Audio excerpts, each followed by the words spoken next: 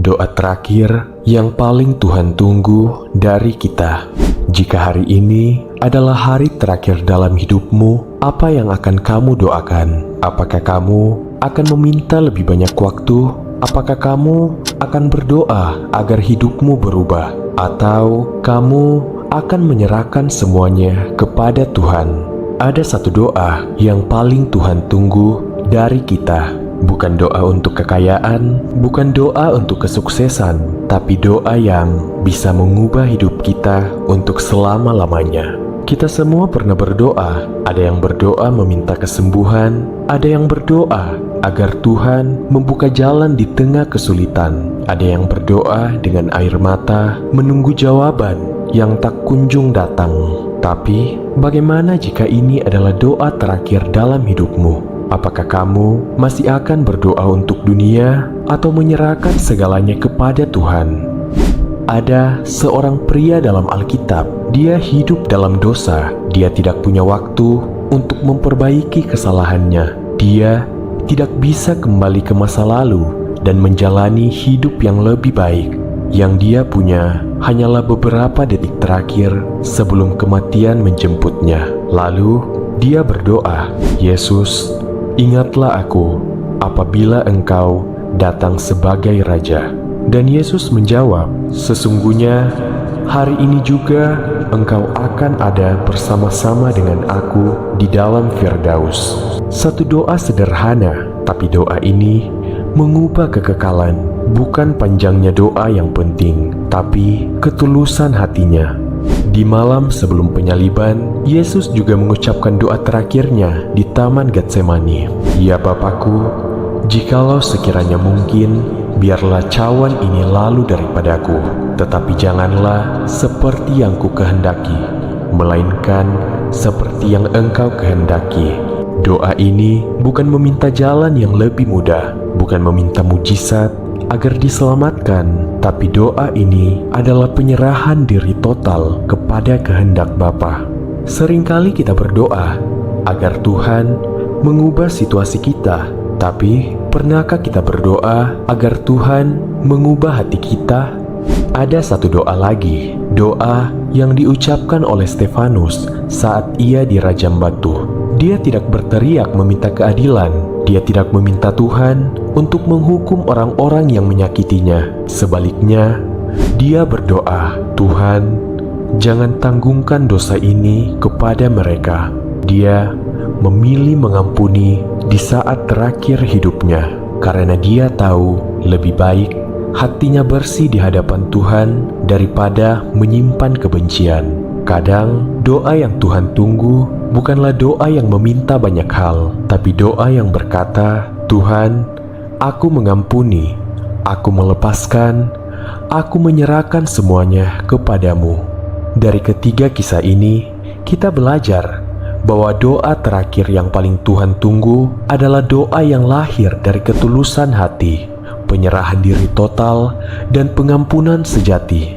Doa yang tidak lagi berpusat pada diri sendiri, tetapi sepenuhnya berserah kepada kehendak Tuhan. Penyerahan diri yang tulus kepada Tuhan mencerminkan kepercayaan penuh kepadanya dalam segala keadaan, baik suka maupun duka.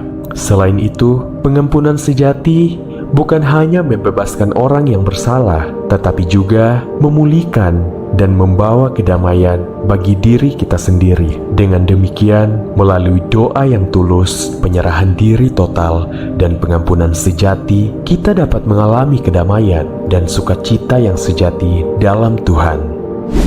Beberapa dekade lalu, seorang misionaris bernama Charles de Foucauld menulis sebuah doa yang mencerminkan penyerahan diri total kepada Tuhan. Doa ini dikenal sebagai doa penyerahan diri. Doa ini berbunyi, "Bapa, kuserahkan diriku ke dalam tangan-Mu. Lakukanlah atas diriku apa yang Kau kehendaki. Apapun yang Kau perbuat, aku bersyukur kepadamu. Aku siap untuk segalanya. Berilah hanya kepadamu yang terlaksana dalam diriku dan dalam semua ciptaan-Mu. Itulah, ya Tuhan, yang kuharapkan, tiada yang lain. Ke dalam tangan-Mu kuserahkan nyawaku kepadamu, kupersembahkan hidupku dengan segenap cinta yang membara dalam hatiku, sebab aku mencintaimu ya Tuhan. Oleh karena itu, kuberikan diriku, kuserahkan diriku ke dalam tangan-Mu tanpa syarat dan dengan kepercayaan tanpa batas, sebab Engkau adalah Bapakku. Amin. Pada bagian awal, doa ini menekankan penyerahan diri sepenuhnya. Bapa, kuserahkan diriku ke dalam tangan-Mu. Lakukanlah atas diriku apa yang Kau hendaki. Ungkapan ini menunjukkan kesiapan untuk menerima segala sesuatu yang Tuhan kehendaki dalam hidupnya, baik suka maupun duka. Selanjutnya, doa ini mengungkapkan rasa syukur yang tulus. Apapun yang kuperbuat, aku bersyukur kepadamu. Aku siap untuk segalanya. Ini mencerminkan sikap hati yang menerima dengan lapang dada segala ketetapan Tuhan, sambil tetap bersyukur dalam segala situasi. Bagian berikutnya menekankan keinginan agar kehendak Tuhan terlaksana. Berilah hanya kepadamu yang terlaksana dalam diriku dan dalam semua ciptaan-Mu. Ini menunjukkan kerinduan agar hidupnya selaras dengan rencana dan tujuan ilahi, serta agar seluruh ciptaan tunduk pada kehendak Tuhan. Pada penutup, doa ini mengekspresikan cinta dan kepercayaan tanpa batas kepada Tuhan. Ke dalam tangan-Mu kuserahkan nyawaku, kepadamu kupersembahkan hidupku dengan segenap cinta yang membara dalam hatiku, sebab aku mencintaimu ya Tuhan. Ungkapan ini menegaskan bahwa penyerahan diri didasarkan pada cinta yang mendalam, disertai dengan kepercayaan penuh bahwa Tuhan adalah Bapa yang baik. Secara keseluruhan, doa penyerahan ini mengajarkan kita untuk hidup dalam kepercayaan total kepada Tuhan, menerima dan mensyukuri segala kehendak-Nya, serta mencintainya dengan sepenuh hati. Hari ini, Tuhan menunggu doa terbaik dari kita. Doa yang bukan hanya meminta, tapi menyerahkan. Bukan hanya mengeluh, tapi percaya. Bukan hanya meminta keadilan, tapi mengampuni. Mari kita ambil waktu sejenak untuk berdoa. Tuhan yang Maha Pengasih, hari ini kami datang dengan segala kelemahan kami. Kami menyerahkan hidup kami ke dalam tangan-Mu.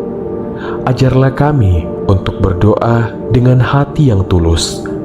Ajarlah kami untuk berserah, untuk percaya, dan untuk mengampuni. Jika ini adalah doa terakhir kami, biarlah itu menjadi doa yang Kau nanti-nantikan. Dalam nama Yesus kami berdoa. Amin.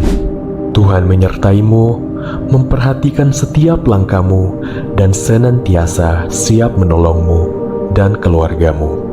Receive, answer, Christ. Amen.